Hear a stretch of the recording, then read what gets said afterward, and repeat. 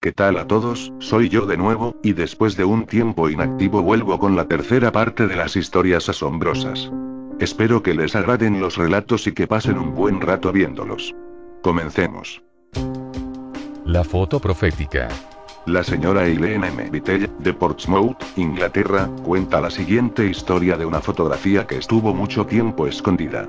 Durante más de 20 años, en el aparador de la tienda de abarrotes de mis padres estuvo colgado un letrero enmarcado que indicaba el día de la semana en que cerrábamos.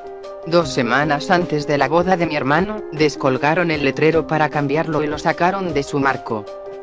Detrás apareció una gran foto de una niña en brazos de su padre.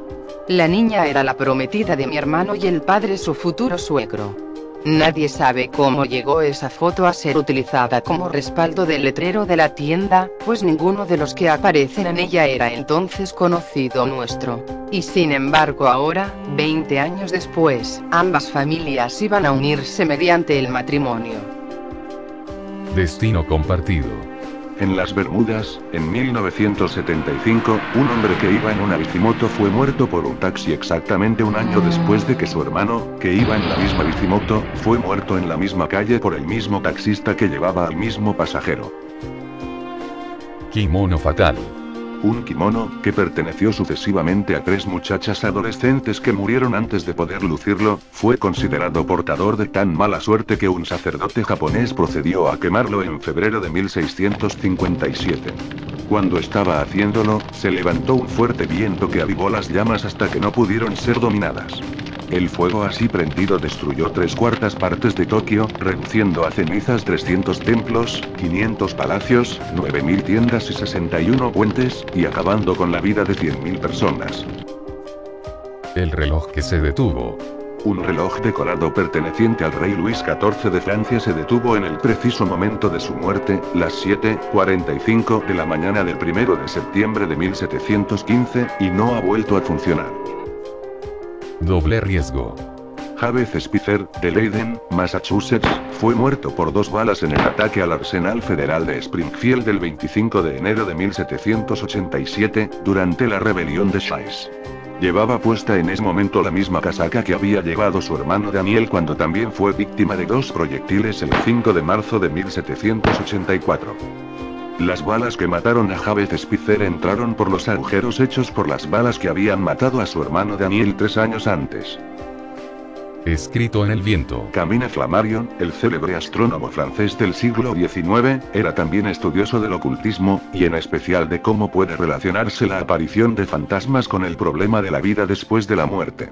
En su libro Lo desconocido, publicado en 1900, refiere que cuando estaba redactando el capítulo sobre el viento de su gran obra La atmósfera, una ráfaga abrió de golpe su ventana, levantó las cuartillas que acababa de escribir y se las llevó. Pocos días más tarde le asombró recibir de su editor las pruebas del capítulo desaparecido.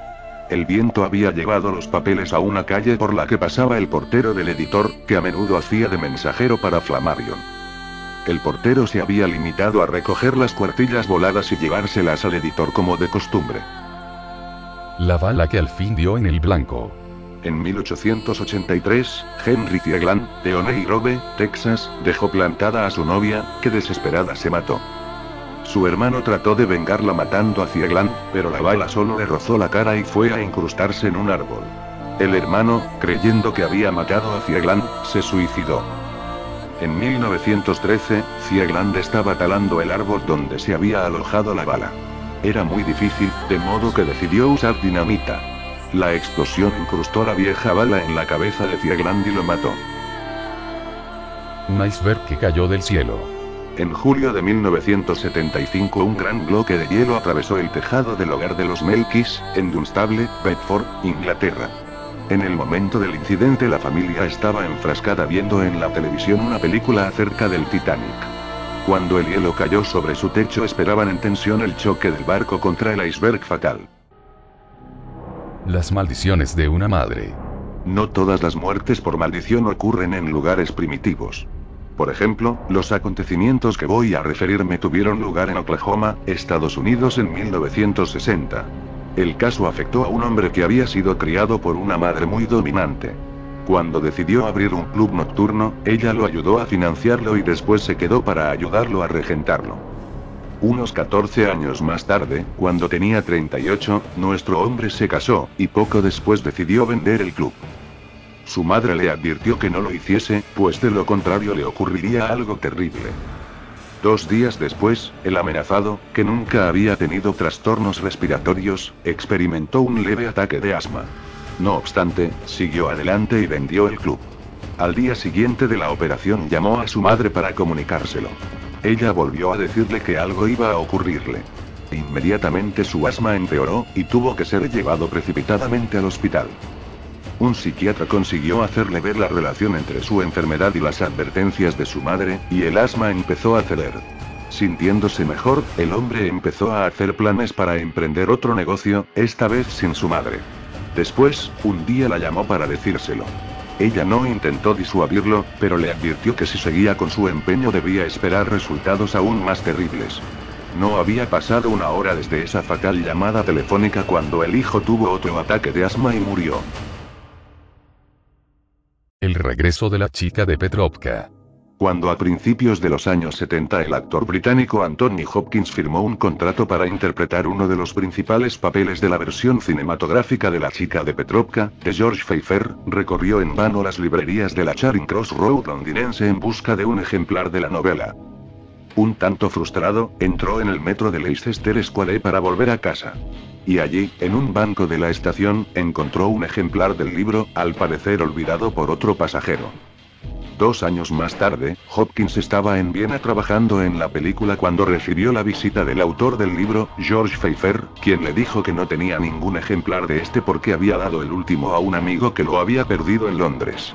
¿Será este?, preguntó Hopkins, dándole el suyo, con notas garabateadas en los márgenes. Era, en efecto, el ejemplar de Pfeiffer.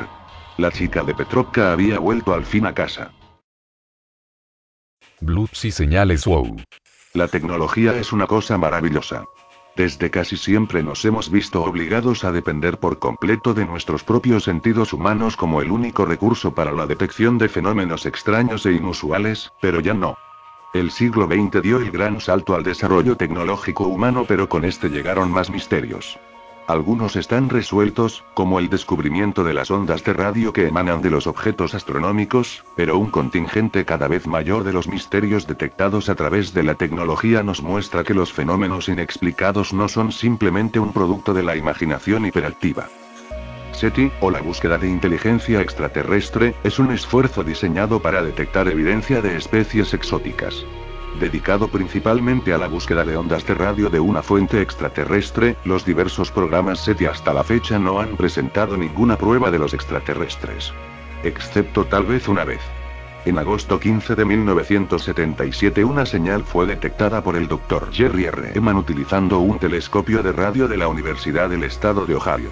Con una duración de un total de 72 segundos, la señal no parecía venir desde el interior del sistema solar, y tenía todos los atributos que se hubiera esperado de una señal extraterrestre. Eman reaccionó encerrando en un círculo la señal en su impresión y escribiendo la palabra wow a su lado. La señal wow es interesante ya que parecía venir de un punto fijo en el cielo. El telescopio que Eman estaba usando no era capaz de moverse, señaló en una dirección y luego contó con la rotación de la Tierra para cambiar su dirección. El resultado neto de esto era que el telescopio solo ve una pequeña zona del cielo durante un corto tiempo, y en cualquier señal procedente del espacio exterior solo sería visto por 72 segundos, la duración exacta de la señal de wow. Durante la observación, lo ideal es que la señal debe alcanzar un máximo y luego disminuyen a medida que la Tierra giraba, fuera de la vista de los telescopios, y de nuevo, eso es lo que se observó en la señal wow. Este método generalmente se descarta la interferencia de radio terrestre como fuente, y apunta directamente a un área del espacio interestelar situada en la constelación de Sagitario. El problema con la señal de wow es que nunca se detectó de nuevo. Un número de astrónomos de radio en diferentes telescopios han buscado la señal wow en vano. Fuera lo que fuese, parecía ser transitorio en el mejor de los casos. Eman mismo señala que simplemente no hay datos para seguir adelante, y que la señal podría haber sido simplemente una señal de masa rebotando en un pedazo de basura espacial. Entonces, ¿cuál fue la señal wow? Nadie lo sabe, y hasta que alguien lo vuelva a ver, seguirá siendo un misterio. Las detecciones electrónicas de señales extrañas no se limitan a los objetos astronómicos. En 1997, la Administración Nacional Oceánica y Atmosférica, NOAA, por sus siglas en inglés, es una agencia del gobierno de los Estados Unidos, que detectó que un extraño sonido se mueve a través del océano más o menos de la costa suroeste de América del Sur. Conocido como el bloop, esta señal permanece sin explicación. A diferencia de la señal WOW, el bloop fue detectado en múltiples ocasiones por una serie de hidrófonos en el Pacífico diseñado para detectar submarinos soviéticos. La señal se comportaría de tal forma que solo han sido capaces de venir de un ser vivo, pero lo que fuera tenía que ser enorme.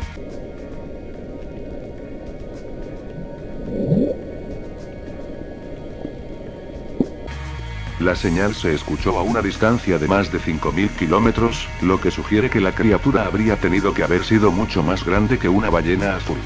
La ballena azul es considerado como el animal más grande que jamás haya existido, aunque algunos estudios sugieren que unos pocos dinosaurios podrían haber sido más grandes. Las teorías van desde el sonido que están realizando algunas especies desconocidas de calamar incluso más grandes que una ballena, a una fuente de máquina o artificiales, pero ninguna de estas teorías encajan muy bien con la señal bloop. En todo caso, la señal se veía más como una ballena, dando lugar a especulaciones de que sea una ballena gigante que se esconde en los océanos, o que los sonidos de una ballena normal fueron amplificados de alguna manera por las corrientes y así engañar a los hidrófonos. La señal nunca fue detectado de nuevo después de 1997 y sigue siendo un misterio. Con la proliferación de la tecnología que va a un ritmo cada vez más rápido, lo más probable es que en un futuro estos y más fenómenos por fin tengan su merecida respuesta, pero hasta que no sea así, seguirán ondando en nuestras cabezas, los cómo, y los por qué. Soy EJM Darklink, hasta la próxima.